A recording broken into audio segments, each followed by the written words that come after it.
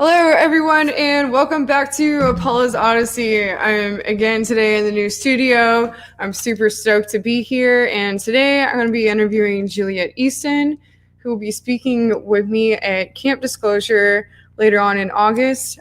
Before I get started on tonight's show, I just want to remind you all that I still have tons of spears up on the Shaman Spears collection, the Odyssey collection. I have tons of spears left on that. So let me go ahead and show you that on the site right now, because actually this weekend I'm going to be doing an event here in LA called Disclosure Fest. And if you haven't gotten a ticket to it yet, don't worry about it, because unfortunately it's all sold out at this point. But I do have lots of Shaman Spears left in the Odyssey collection. And like I said before, I never make any two collections the same. So please definitely go ahead and check this collection out, because once it's gone, there's not going to be any more like it. And I'm probably selling out this weekend. So if you want a special spear autographed by yours truly from the Odyssey collection, please go ahead and go to shamanspears.com and check those out now, and go ahead and purchase one before this weekend, because after this weekend they'll probably be all gone. Also, I have another thing I would like to share with you guys, and that is Camp Disclosure. So me and Juliet will be the guests I am having on here tonight, will be speaking at Camp Disclosure. Here's the site if you want to go ahead and check out the tickets. Camp Disclosure will be August 26th, 27th, 28th, and 29th in Helen, Georgia. There's actually going to be shuttles. If you have to fly in, like myself, I'm flying in from LA. I'm on the complete opposite side of the country, so I am not driving there. So if you would like to fly in, apparently I just talked with them yesterday, and they're doing shuttles to and from the event. So if you would like to go, but you're worried about like how are you going to get there from the airport, they will be having shuttles. So not to worry about that. So I'm excited for this event. There's going to be a lot of amazing people. And let's see tickets here. If you go click over here, looks like the weekend passes are $369. That's all inclusive. And those are the only kinds of passes left at the moment. But it looks like there's going to be a lot of really fun activities. All these amazing speakers are going to be there. So it's going to be a great time. I'm really stoked about it.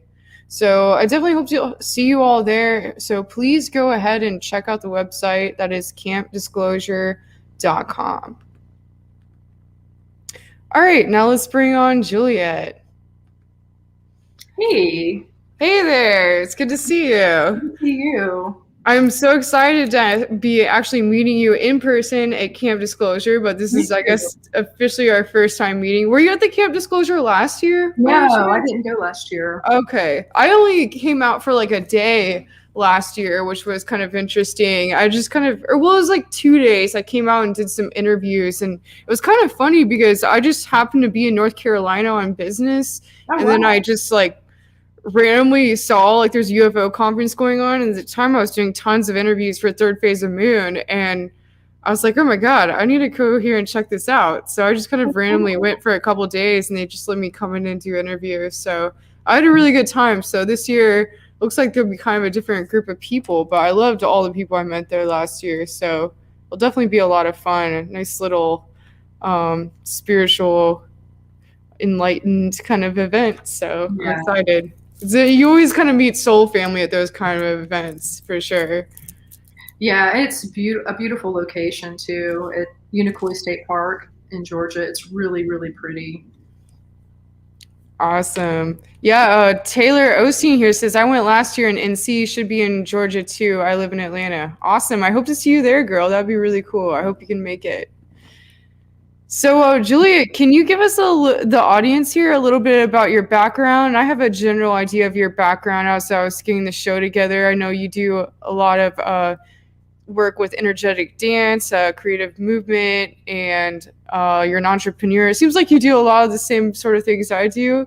Yeah. So, and you're into music. So just give us, if you can, a little general background of everything you do. And I'm excited to get into this with you tonight. Yeah, so I do a lot of creative things with writing. I write songs, I write poetry, got one published poetry book.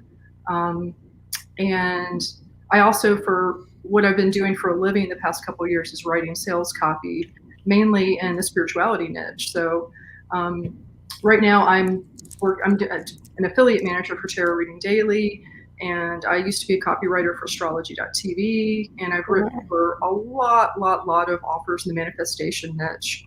So I've done a lot of that as far as writing. And with music, I started out playing bass. I mean, I'm not talking about instruments as a kid. I did piano and sax as a kid, but in college I started playing bass, and I don't play bass a lot anymore. Mainly because I have tendonitis in my forearm, so it aggravates it. But I love playing drums. I'm in an apartment right now, so I don't have a kid at the moment. But I'm planning on moving into a house in the fall, so I'll be able to get a drum kit again. I'm super excited about that. And the main thing with music, though, is I'm a songwriter and a vocalist. So I've got a few songs that are different stages of, what rough mixedness. And then I've got like 60 songs that I haven't recorded yet, over 60 that I haven't recorded yet. So I really want to get into recording in the fall. That's kind of what I'm thinking. I've got a lot of stuff going on between now and camp disclosure. So, and let's see, other creative things. I got my undergraduate degree in art and ceramics, which I don't do anymore at all. And I do clothing design. I've got a clothing line. It's ninjaartwear.com. Oh, no way. I'm actually trying to get my own started right now. I'm really stoked about it. Yeah, I want to revamp jackets and things like that. But I just bought the domain so I can finally announce it. It's called Alien Zia. Oh, that's cool.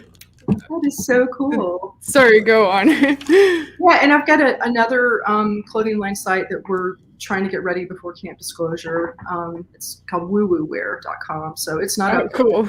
But yeah, we're trying to get that ready before camp disclosure and have astrology designs and other types of esoteric designs and things with sacred geometry and that kind of stuff. So that's going to be exciting. And I'm also going to be doing some stuff this fall in the dating and relationship niche. The domain I have for that is healingyourheartandsoul.com. And that's going to be a group project with a whole bunch of people. And the thing that's going to be different about it than a lot of stuff I've seen in dating and relationship stuff is instead of people talking about stuff from a theoretical standpoint, I want anybody who's teaching stuff to be sharing their own life experiences of what they're going through, right then or in the past, different experiences they've had with dating and relationships and what they've learned from those experiences, the lessons they've learned. Because I think people can relate a lot more to real stories than just theory. It makes it a lot easier to grok, and to truly, own in your being if you've got examples. So yeah, a lot of stuff. I was talking to a friend yesterday, and I said it feels like this is just a weird metaphor that came into my head, and it's just so strange. But for some reason, this is the image that came in my mind, this giant bowl of salad, right? And it's a mess. Stuff's just thrown in there, but it looks horrible. And then somebody went and took the thing and tossed it up. And so all the pieces of lettuce and all the veggies and stuff are up in the air right now. And it's I can see them all up in the air. And I know that they're going to land in the perfect place, if not magically, me keeping doing all the stuff I'm doing. but I know that they're all going to land in the perfect place, and it's going to be this beautiful salad. So, but right now it's like all the pieces are up in the air, you know? So that's like so many things in my life are just kind of like shifting right now. I'm moving out of my apartment in a month. I gave a month notice, and I'm just going to travel for a while before I rent a place in the fall. So it's going to be fun. Oh, wow. That sounds like a lot of fun. Yeah. Yeah, it seems like everyone's kind of in this transitionary phase right now, especially like, I don't know, as much like other places in the country, but because I don't live there, but I know definitely here in LA, like most people are artists in the entertainment industry, and it's kind of like this weird transitionary phase right now between like people not really quite having work as much again yet, but then also like coming off of like economic relief, like unemployment. And like, so it's like a weird kind of period. And I have a lot of friends that are just kind of left their situations and started traveling. I wish I could do that right now, but I will be traveling. I have a lot of events coming up the next few months. I'm excited to be doing a lot of conferences in the coming months for sure. So it's definitely a strange time. And it is. It feels like everything's in flux, and shifting and transitioning, and it's this, it almost, how when caterpillars like go into the cocoon, right? They kind of dissolve and just become like mush, and then this beautiful butterfly comes out. It kind of sort of feels like that, except there are times in the past where I felt that kind of energy, and it felt more like going in and kind of hiding in your corner and doing a lot of introspection. I'm not feeling that this time. It's like a lot of transformation, but not the like kind of going off. Yeah, I'm feeling that too. It must have. You said you work with astrology. You do astrology sites, or? Well, I did copywriting for astrology.tv. So I love astrology, but I'm not an astrologer. I had a lot of notes to work with when I feel like there's definitely something going on energetically with that right now, though, because I'm hearing this from everyone right now. Yeah, the eclipses, the eclipses we've been having are pretty powerful, Oh, yeah. We've got some other really powerful transits, too. I wish I could tell you what they are right now. You were talking about relationships. I know that first eclipse, like the first eclipse window, I know between like one eclipse and another, they call it an eclipse window. And that one eclipse that happened around like, I believe it was like the end of May, and then there was another one at the beginning of June. The first one that happened at the end of May, the blood moon eclipse, I swear, like every person I know, something happened in their relationships. It was like an ending in like everyone I know's relationships, like some crazy thing came up that had to be cleared out. And but a lot of times they say like, that's when like eclipses are kind of meant for like clearing things out. And I definitely saw that with like everyone. Yeah, my last relationship, I remember like every time that there was an eclipse, we had a rocky period, like every time, It's interesting. I heard, so when you were explaining your background, you said you do a lot of things that have to do with creativity, but you're also working with relationships. And that makes me think, like creativity and sexuality in regards to like relationships and everything, it's all kind of the same energy. It's like, a lot of people don't really look at sexuality as creative energy, but that's really what it is. And it's like when you're working on art, like no matter what art form you're working with, that's really kind of what it is like channeling this like sexual creative energy into it, because sexuality is really a creation. Like, so it's like a lot of people don't look at that as the same thing, but I think that's really interesting. And you said you have a like a background in meditation. I haven't even talked about that. Talking about all this other stuff. And so getting back to what you were saying before I get into the broader thing with meditation, that's second chakra energy is it's the creation center, like you said, it's creation of like other humans through sex, right, or just sexual energy. And then but a lot of people, my laptop is moving because I have it on a box and the cat's in the box. So if you see my laptop jiggling, that's why. But it's like a lot of people will Like I know a lot of men will do, like sexual retention where they will have an orgasm just so they can harness that energy and use it for creative stuff instead of just having it dissipate so much. So, a lot of people do stuff with tantra that way too, so that they've got access to that creative energy for other things besides just like letting it go, Yeah, I actually started reading this Taoist book recently called Cultivating Female Sexuality. Mm-hmm. And it's really interesting because they get into that. And I didn't really realize that was a thing before where, like, well, it's interesting because it said for men, the way they lose their chi it is through ejaculation. Mm-hmm. But for women, the way they lose their chi is every month through their menstrual cycle. Mm-hmm. And I was like, wow, that's crazy. But actually, there's like apparently certain practices where women can actually work with retaining that more instead of releasing it all. Because like the reason for that is for both sexes, Mm-hmm. losing your chi is because it's supposed to go into the next it's supposed to go into the next generation. Yeah. So it's really fascinating, and there are actually a lot of techniques where you can learn to retain it more instead of releasing Mm-hmm. it to put it into artistic practices. That's really cool. I'd never heard about that with women with menstruation, about doing any type of retention thing. That's the first I've heard of that. That's really cool.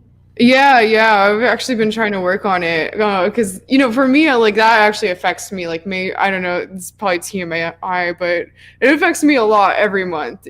Probably more than like a lot of women I know. So I like started doing some work with it, and I think I see a little bit of a difference. So it's really interesting.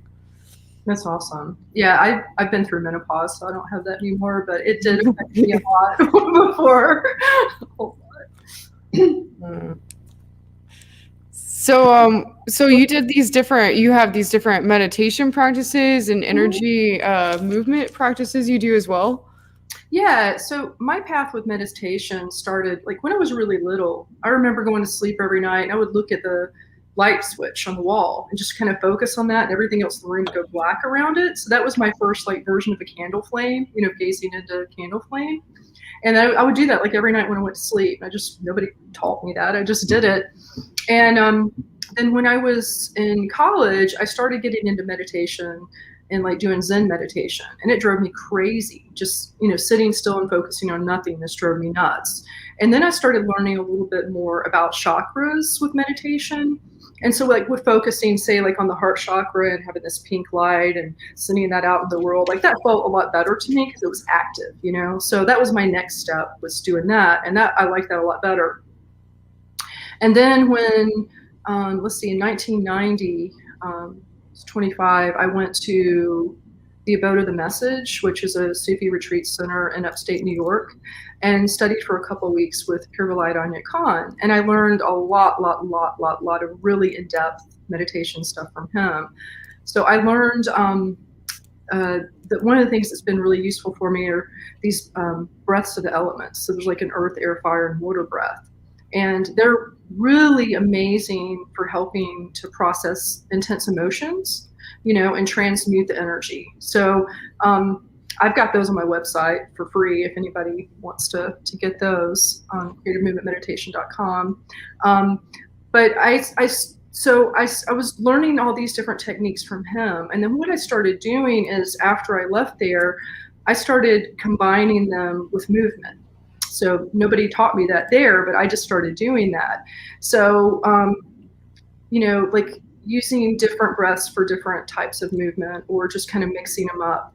So that, and for me, my movement vocabulary is based on my background of a lot of dance. I've taken like ballet, jazz, tap, modern, and improv. And I was on dance team in high school and all that. So I'm really, really passionate about dance. I've taken a little bit of martial arts, not a lot. But I love martial arts, and a little bit of yoga, not a ton, but I just take all these little things and then just mix them all up and focus a lot. It's very heavily focused on breath work with my movement. So if I'm doing it without music, it's a lot more heavy on martial arts type movement. And if I'm doing it with music, then it's a lot more dancey. So, but yeah, that's basically what I do. There's a whole lot to it. Like when I've taught classes, I'll take people through a whole bunch of things. So the breath of the elements is kind of the beginning, and then we'll go through like different things with chakra activation, and then using the chakra energy with your movement, integrating your movement with your breath, walking meditation, like Taurus flow, how Tauruses are and how energy moves around them, and how you can, use that when you're doing your movement. Whole bunch of other stuff. So yeah, like mirroring, and there's a lot of different techniques that I teach when I'm teaching it. So I'll be awesome. And you're going to be doing a class on this at Camp Disclosure this year? Yeah, I'll be doing a guided meditation. So it's not going to be so much movement focused. They're going to have movement stuff in the afternoon. It's going to be more, what I'm going to focus on in Camp Disclosure is focusing on first grounding, and then getting people really focused connected with their will center. Sorry, that's my cat. And connecting with their mission and what they came here to do. And that's I'm just so passionate about that. And I feel like we're at such a critical time with humanity of transitioning into the Aquarian age, and that we can either go down the AI timeline or we can go down the organic timeline. And it's all based on us all stepping up to the plate and doing what we came here to do right now, and not sliding off on it. Yeah, it's such an important crossroads with that right now. And I talk about this a lot with different guests on my shows, and it's crazy what's happening. This crossroads is just like so crucial. And what you're saying about everyone like stepping forward and doing what's right for them or their purpose. I always like to say this quote I heard somewhere one time. I just love it so much. It's if you aren't doing what's right for you, you aren't doing what's right for anyone else. Ooh, and I always love to say that. Yeah. That is awesome. Yeah. And it's so true, because it's like literally like it's like some people, like a lot of people, they'll like kind of make what I like to call like contracts with themselves, where they're like, oh, I don't know if I can fully just do this, as in like what they really should be doing, like their purpose. Like maybe I'll just do this for now, and maybe eventually I can do that one day. It's like as soon as you set a contract with yourself that you don't think you can do this, and you have to do something else to like maybe like prepare yourself or something, or like then that just keeps that from happening, and it's like and I really feel it's like, if you're really not doing what's right for you, you aren't doing what's right for anyone else. And it's just like so crucial, because then it's like, that leaves space for other people to like, it's like once you're doing what's right for you, then other people see that, and it's inspiring, and people love it, whether it's like an inventor or an artist or, any type of creator or writer, anything like that. It's just so important right now. Definitely, I agree. And I think it's really important for people to remember how important it is for them to share their gifts with the world, and not be scared of doing that, and not be so hung up on everything being perfect. I was doing a series of poems I was sharing on Facebook back in, it was 2013, 2014. And it was like a poem a day thing, and I was sharing a poem every day. And at first I was sharing older poems, then I started writing poems every day. And there were some days I just didn't feel like doing it, and I would write something and I would feel like, this is kind of crappy, I don't really want to share it, but I'm like, I made this commitment, I'm going to do it. And a lot of those poems that I didn't like, other people loved, so that really hit this big lesson to me, that I really want to share this message with other people, that, who are you robbing? How many people are you robbing of awesome things that you have to share with them, because you're afraid of what people will say, or you're afraid of it not being perfect, or whatever, and just stop that. Stop it.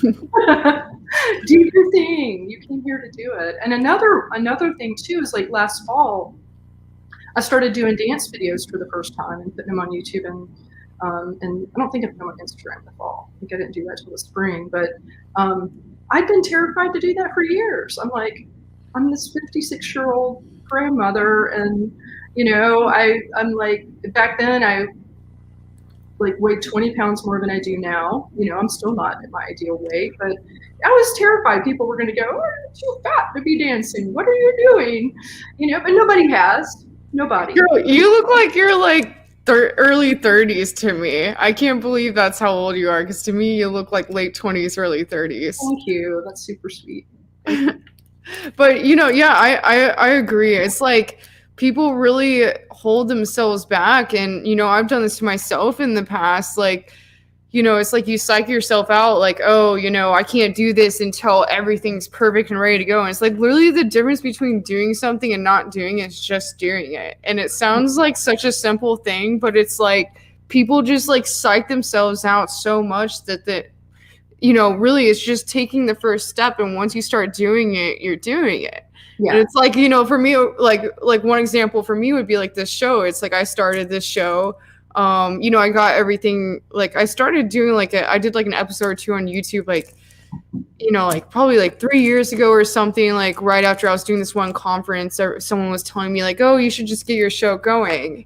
And I'm like, okay. So I did a couple episodes and I'm like, I don't have all the right equipment. I don't really know what I'm doing here. So I just kind of stopped doing it. And, I didn't try. I didn't like look into like, oh, what do I need to get this together? I was just like, it's not right now. I don't really know what I'm doing. I'll just do it later. And I was just psyching myself out if I would have started doing it and like, I didn't start actually officially doing it like as like a, regular thing until like probably late November of this year. Mm-hmm. But if I would have started doing it like regularly, like way back then, the show would have been on a whole other level right now, So it's like, I guess everything happens for a reason, but it's like, and there's like plenty of times in my past where this has happened. It's like, I've really come to realize by this point in my life, it's like just taking the first step and just doing it. It doesn't matter if like things are perfect or, having everything in order. And that's good to start doing that, but it's like, just do it. Like, stop psyching yourself out, Exactly. I think what people crave more than anything right now is realness, rawness, and vulnerability. Like just people are so fed up with bullshit and deception and lies just for people to start being more real. Even if you don't have like a creative talent, just getting on videos, doing Facebook lives or Instagram lives, or if you don't feel comfortable doing lives, pre-recording a video and just sharing your ideas with people, sharing what you're thinking, sharing what you're going through, sharing things you want feedback on from people, whatever, I think we just need to connect with each other more.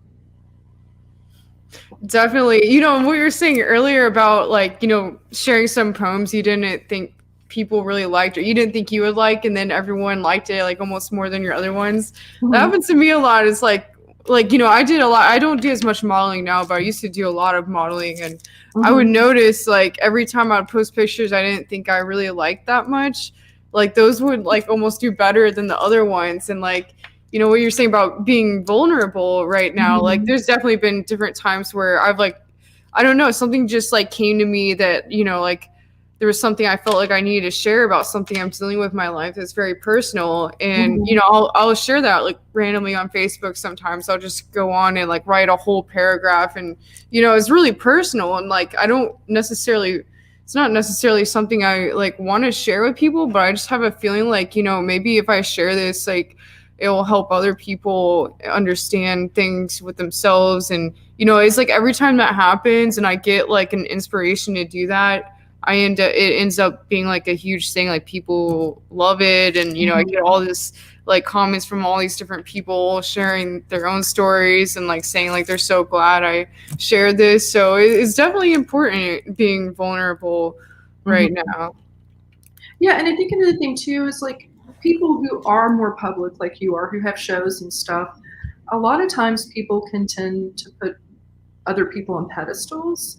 And so I think when people who, have more of a presence and, like you're on your show and you're doing your stuff and that's like professional kind of stuff you're doing, but then sharing something rough you're going through, something you're struggling with, it makes you more human and makes people go, oh, okay, maybe she's not that different than me. Maybe I can do something like she's doing, Yeah, and that's the thing with like social medias and everything. Like people, like a lot of people only share like when great things are happening to them, Mhm. and so it's like so fake, really, because it's like you're just seeing like like Instagram models and celebrities and people like that. Like a lot of people just follow all their stuff all day, and it's just like them on like yachts in these cool places and doing all this amazing stuff. When really, like the lives they have are they're probably way less happy than just a regular ordinary person working a 9 to 5 job, because they're dealing with so much more stress from so many different outlets, and like you don't see that side. You only see like them pictures of them partying on yachts, or even with like friends and family, a lot of times like just everyday people do the same thing. They only post like when they're on vacation or they're celebrating something, and it's like you're not getting that other side of like what people are really going through. Exactly.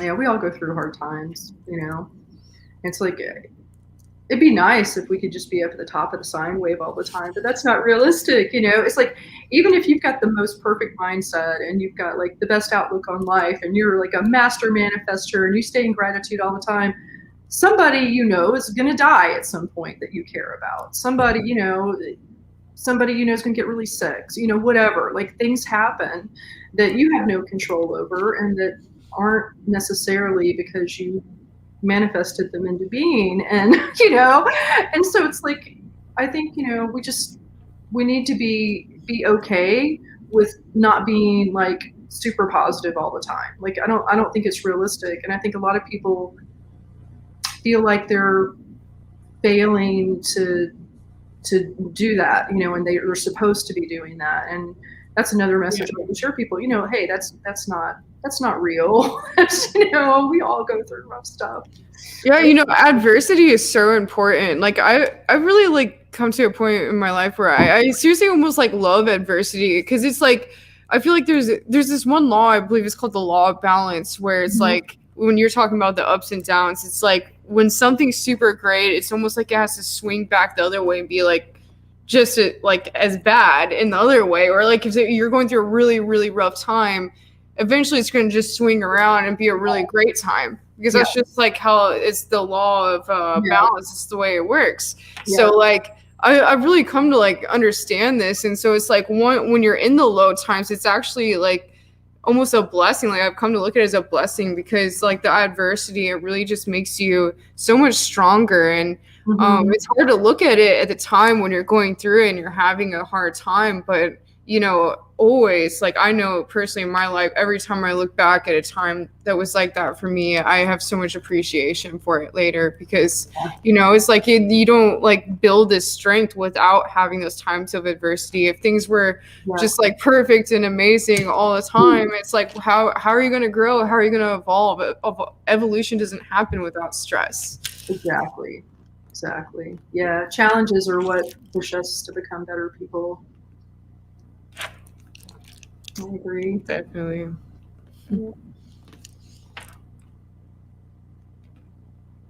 So I actually did an esoteric dance class here in LA that was really fun. I've kind of done it on and off throughout my time staying here, but I've been here for about 7 years now. But my friend Ariane, who I met like during the beginning of my stay out here, she does these open meditation classes where it's really interesting, because it's like a lot of people don't think to do like open eye meditation, but it's actually a really fascinating technique, because you do left eye to left eye, because your left eye actually like connects to the universe or the collective unconscious.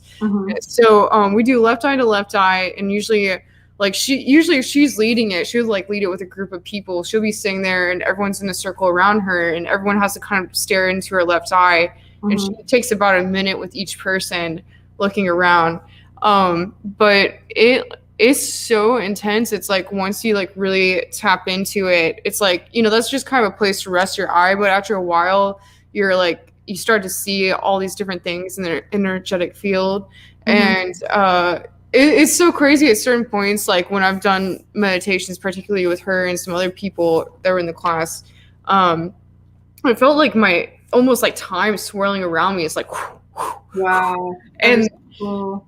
yeah, and then like like literally at certain points I've seen like their faces change. Like at one point I saw her face change to like an early hominid and like different lives she had. I see this almost every time I do this kind of meditation with anyone.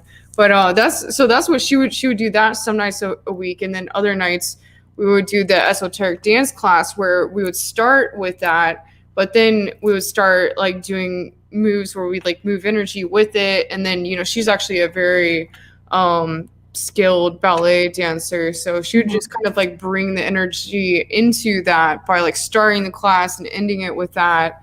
It was just so amazing to do an energy like movement meditation kind of thing where it's like a very holistic kind of thing. And it's like once like I was never even really a dancer like ever in my life. Like I kind of would do like some go-go dancing like way back in the day, but I never like really officially like took dance classes like that. And it's like interesting because I always kind of psych myself out about it, but it's like as soon as you kind of start like moving energy with it and like seeing it as an energetic thing, it just made it so much more interesting. I really enjoyed it a lot. That is really cool.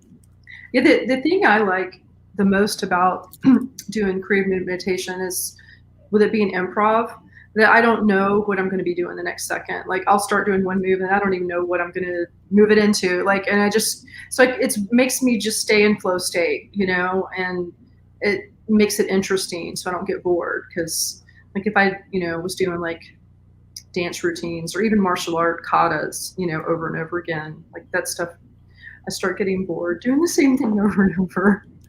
I'm not one of these super disciplined people that can do things over and over like that.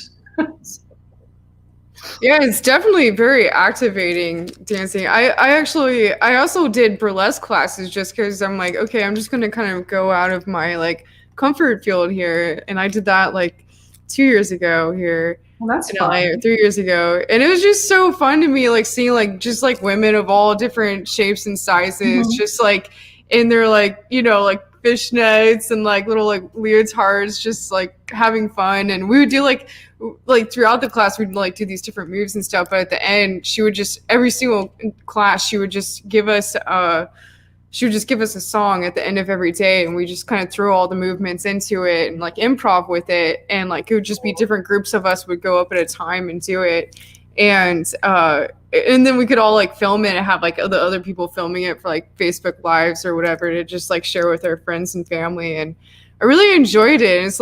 It's just like really amazing to be able to like release certain things through energy. And it's like a lot of people are so like uptight, it's hard for them to like let go, and like it's just so nice to be able to do that. And I think it definitely does a lot in regards to just energizing yourself. And I mean, are there like certain chakras that dance activates for you?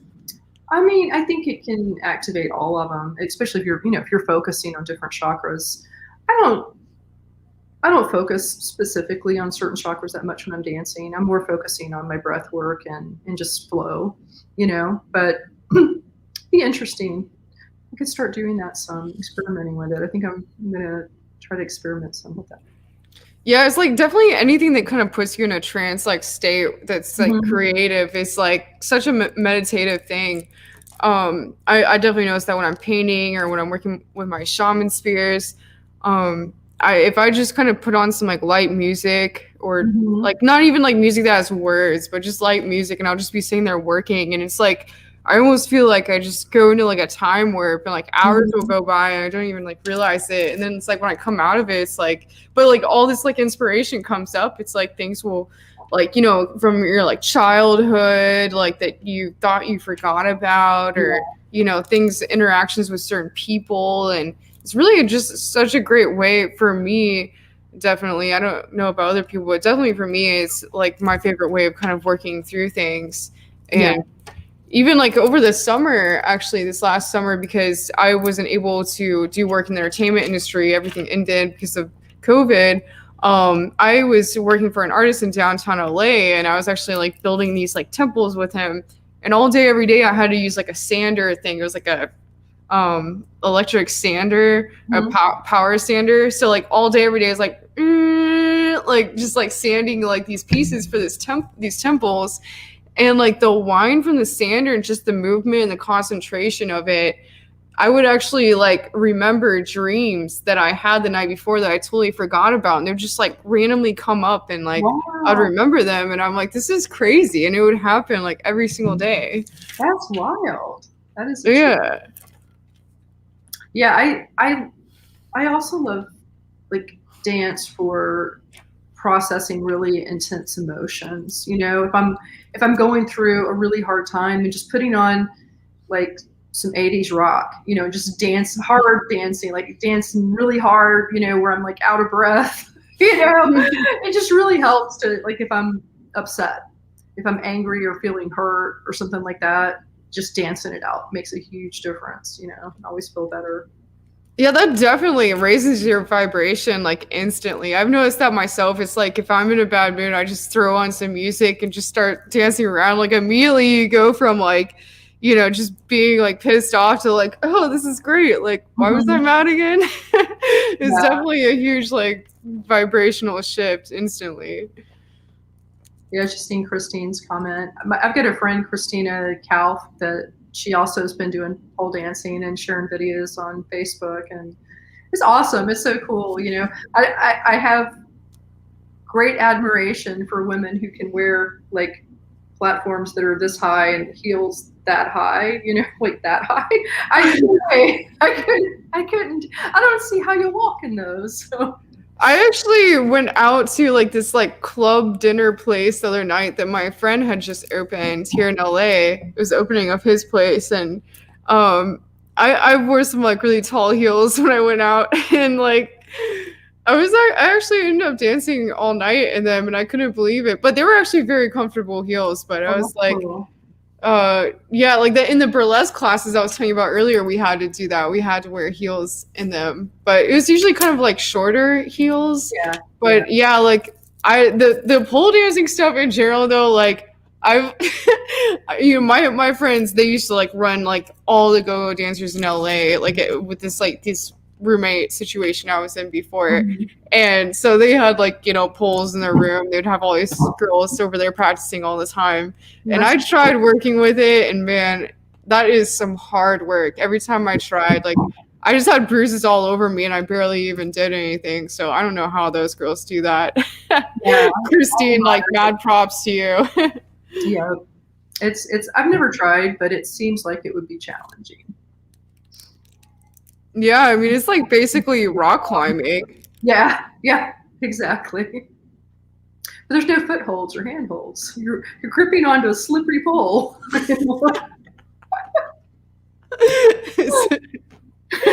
Yeah.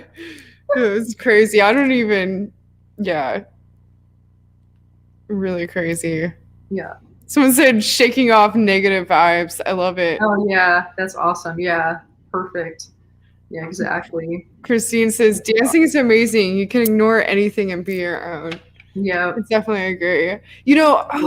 I forgot to mention this. I actually did this tantra class at this one conference, Stargate to the Cosmos in New Mexico, and it Mhm. wasn't even like anything sexual. It was just like you would think like it was like, oh, a tantra class, like it's gonna be like some sort of like sexual thing, but it was actually like just kind of like awakening your kundalini. Mhm. And they did this one practice this one night where we all had to partner up, Mhm. and we had to tell each other our craziest paranormal story. So we all Oh, did that.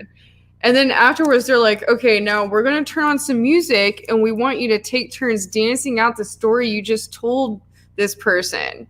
Um, wow. so I was like partnered with this like kind of like older guy, and he was telling me about how he had like done like rock climbing up in like Calabasas here by Malibu, Mhm. and there was like this like granite rock, and this course in like granite, so it's like it really like amplifies consciousness, and he's like climbing around on it, and he just like got this like crazy supernatural experience where like I don't know, all this stuff came through to him.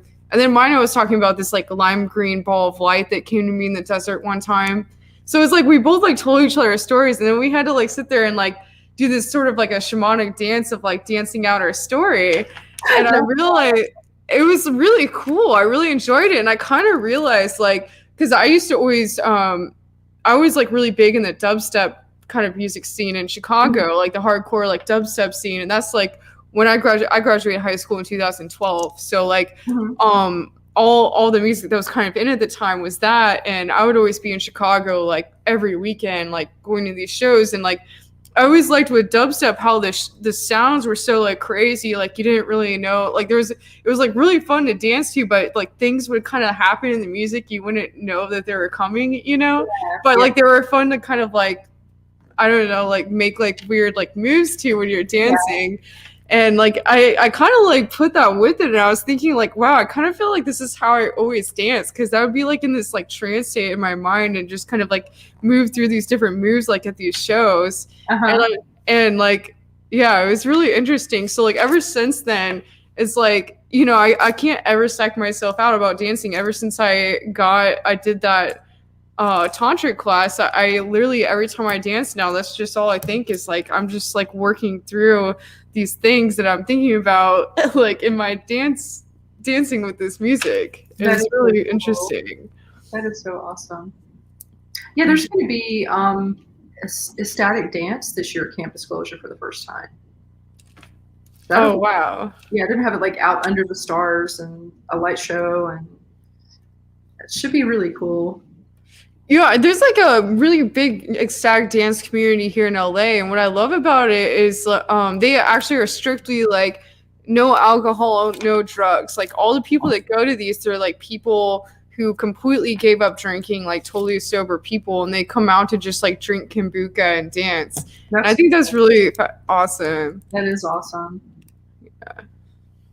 Yeah, I don't drink at all. I've got a very mild form of lupus, so. One drink will like mess me up for 2 weeks. I'll have a lupus flare for like 2 weeks. So it's like, I'm allergic to like most alcohol, but I drink a little champagne and a little tequila. I used to drink tequila quite a bit, but I don't really anymore. I just kind of have champagne every once in a while now. It's cool. Christine here says, Windex the pole and wear thigh-high boots. You can do anything on the pole. You don't want to stick to it, and you don't want to slide off it. Oh, that's really funny.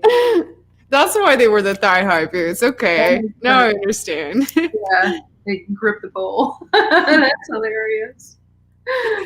She said, broke my ribs sticking to a 30-inch pole. Oh my gosh, that's crazy. Wow. Oh, 30-foot pole? Wow.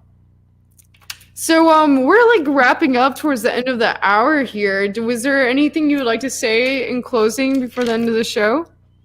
I guess just if you're interested in learning more about creative movement meditation, and including getting like the free breaths of the elements I've got on there, and you just go to creativemovementmeditation.com, and I've got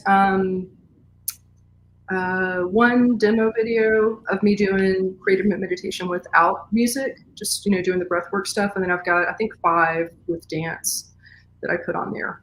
Just grab some of my favorite ones from YouTube and just put them in a little video slider. So that's all on there, and you can hear my story of how it all came together, all that on there too. Wow. So are they like visual kind of like videos, or are they soundtracks? No, videos. Yeah, like wow. Videos. Yeah, like 5 dance videos and 1 just doing like breathwork movement. It's more martial arty. It's like very kind of heavy on martial art type stuff. Oh, that's really awesome. Yeah. Oh my gosh, Christine here says it was a 30-foot pole going upside down, going down. That's insane. Terrifying. Oh my gosh. Wow. Yeah, Mr. Keir says I need visuals. I like Steve's comment. Lay out under the stars and make a wish. That's nice. Yeah. Beautiful. Mm-hmm. Well, I am so excited to see you at Camp Disclosure this year, and we're definitely going to have to dance together at Ecstatic Dance. Yeah. Fun. Ooh. Be awesome. All right, and so what was the site again, just so everyone knows? I think I probably put it in the description of the show. I hope I did, but if not, can you say that one more time for Yeah. everyone? creativemovementmeditation.com. It's really long, very long URL. Awesome. And again, everyone, if you want to help me in regards to getting my show going a little better, oh, thanks. Michael says, great show. If you want to help me with getting my show going a little more, I have some things I want to script out and really get going here. I finally got all my equipment mostly ready and together, but I would really appreciate, instead of just making a donation here, please go ahead and check out my site, www.shamanspheres.com, and check out my art, because my art is how I fund what I'm doing, and this is pretty much all I've been doing lately. I've kind of taken a break from acting and just put everything into this. So please check out my art. And like I said, I will probably be selling out most of my art this weekend at Disclosure Fest. So if you'd like to get it from this particular collection before then, please go ahead and check that out. And thanks to Linda, says, great show, you two. Everyone's loving this show. Thank you. All right. Thanks, everyone. Thanks for being here. And until next time on Apollo's Odyssey, over and out.